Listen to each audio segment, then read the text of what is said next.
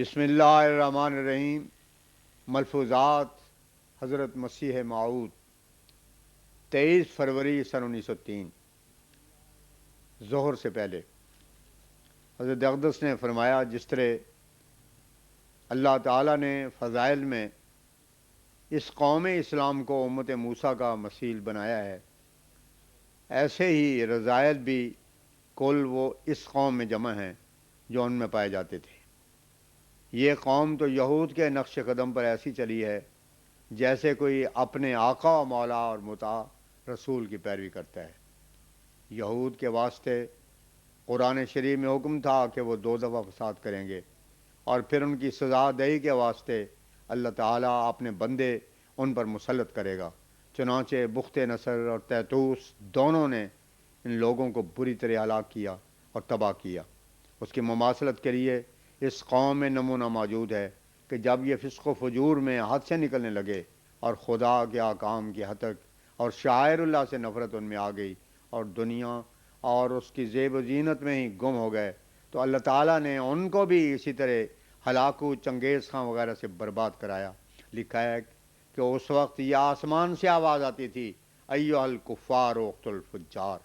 غرض فاسق فاجر انسان خدا کی نظر میں کافر سے بھی ذلیل اور قابل نفرین ہے۔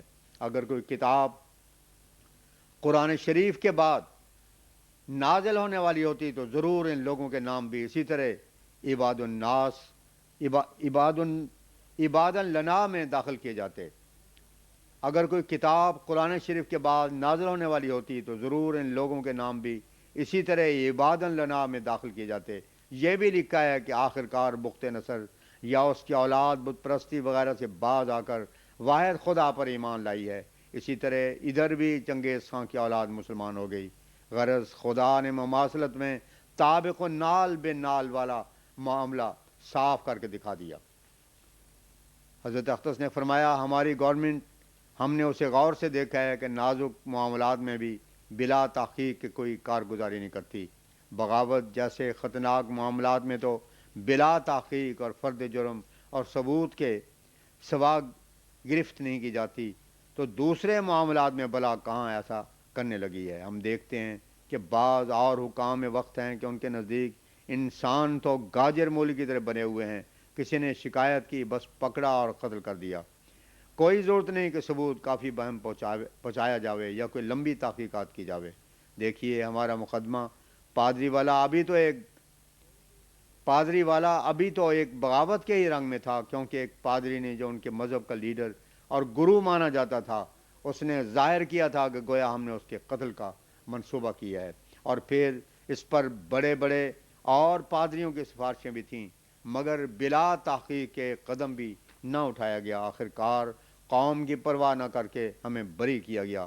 غرض یہ بھی ہم پر خدا کا ایک فضل ہے کہ ایسی عادل گورنمنٹ کے ماتحت ہیں۔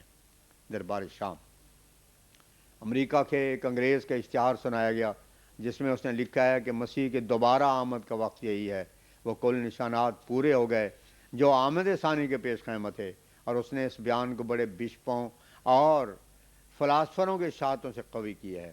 حضرت اقدس نے اس سلسلے میں فرمایا، اصل میں ان کی یہ بات کہ مسیح کی آمد ثانی کا وقت یہی ہے اور اس کے آنے کے تمام نشانات پورے ہو گئے ہیں، بالکل ہمارے منشا کے مطابق ہے، اور راستی بھی اسی میں ہے۔ ان کی وہ بات جو حق ہو اور جہاں تک وہ راستے کی حمایت میں ہو اسے رد نہ کرنا چاہیے۔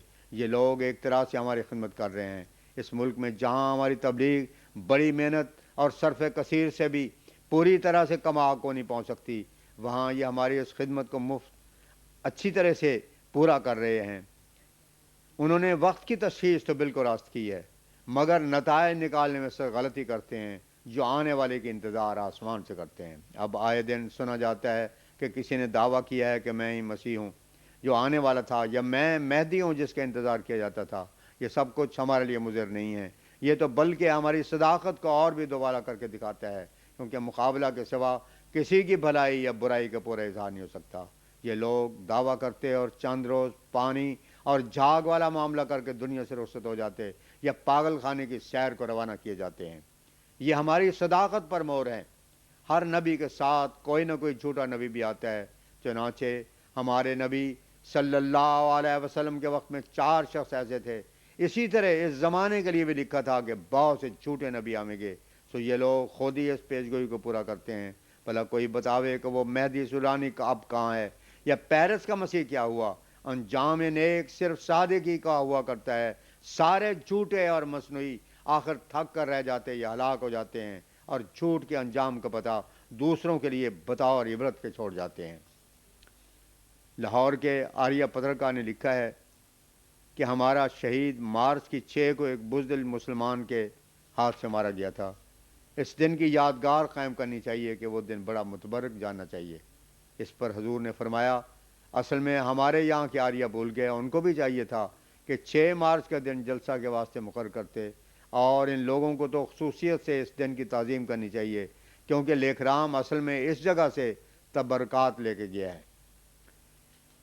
ایک شخص نے امریکہ سے تمباکو نوشی کے متعلق اس کے بہت سے مجرب نقصان ظاہر کرتے ہوئے اشتہار دیا. اس کو آپ نے سنا اور فرمایا کہ اصل میں ہم اس لیے اسے سنتے ہیں کہ اکثر نوعمر لڑکے نوجوان تعلیم یافتہ بطور فیشن ہی کے اس بلا میں گرفتار و مبتلا ہو جاتے ہیں.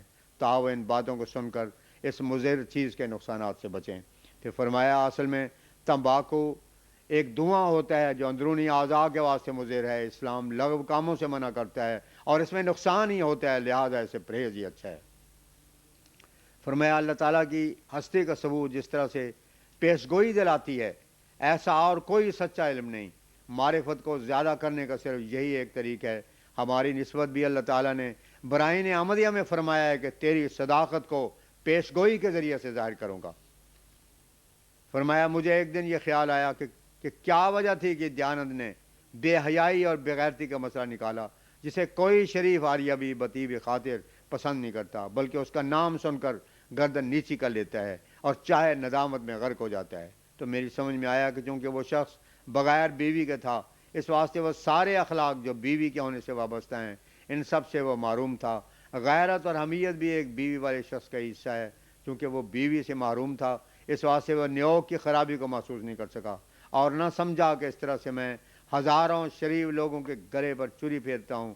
یہی وجہ تھی, ورنہ اگر اس کے عیال ہوتے وہ ہرگز ایسی بے عزتی کو روا نہ رکھتا.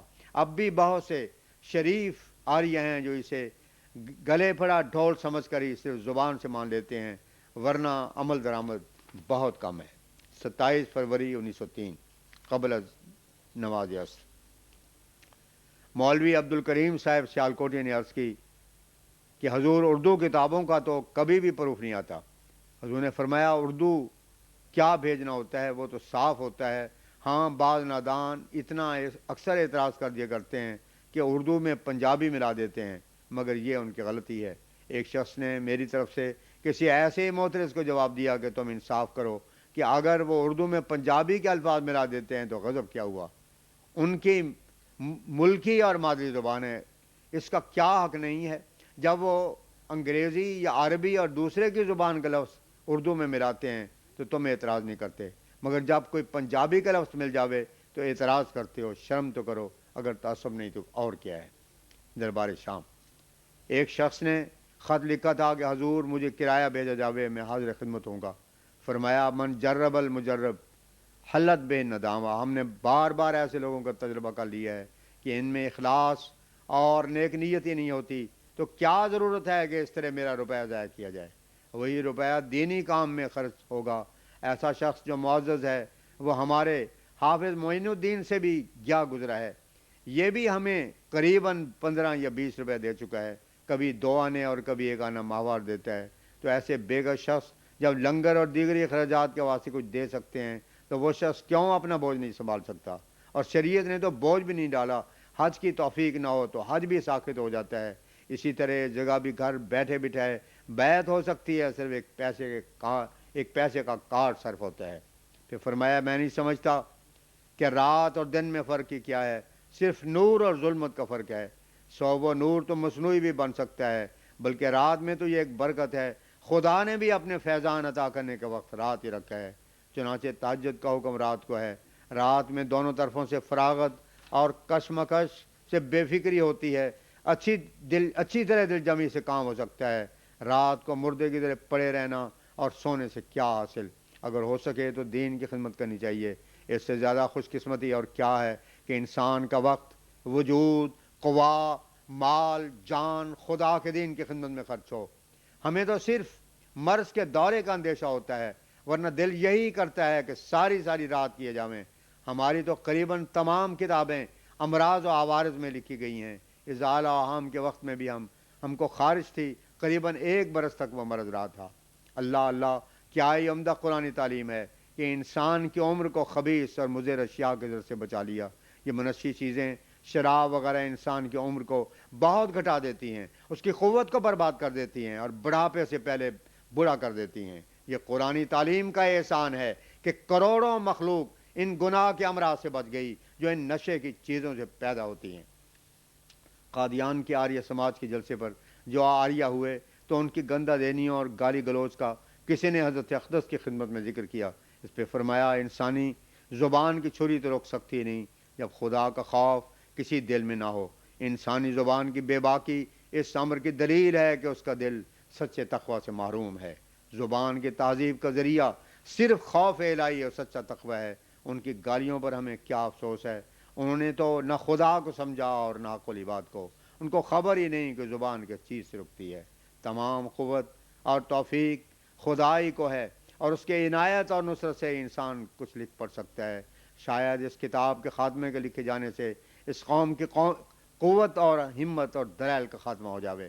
فرمایا، میں نے کل سوچا کہ اس میں کیا حکمت ہے کہ جب کوئی صادق خدا کی طرف سے آتا ہے تو اس کو لوگ کتوں کی طرح کاٹنے کو دوڑتے ہیں. اس کی جان، اس کا مال، اس کی عزت و آبرو کے درپے ہو جاتے ہیں. مقدمات میں اس کو کھینچتے ہیں، گورنمنٹ کو اس سے بدزن کرتے ہیں. غرض ہر طرح سے جس طرح ان سے بن پڑتا ہے اور تکلیف پہنچا سکتے ہیں اپنی طرف سے کوئی کسر باقی نہیں رکھتے. ہر پہلو سے اس کے استحصال کرنے پر آمادہ اور ہر ایک کمان سے اس پر تیر مارنے کو کمر بستہ ہوتے ہیں.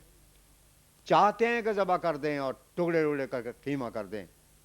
ادھر تو یہ جوش اٹھتا ہے، مگر دوسری طرف اس کے پاس 1000-2000 لوگ آتے ہیں، ہزاروں کنجر اور لنگوٹی پوش فقیر بنتے اور خلق اللہ کو گمراہ کرتے ہیں، مگر ان لوگوں کو قتل اور کفر کا فتویٰ کوئی نہیں دیتا. ان کی ہر حرکت بدعت اور شرک سے پر ہوتی ہے.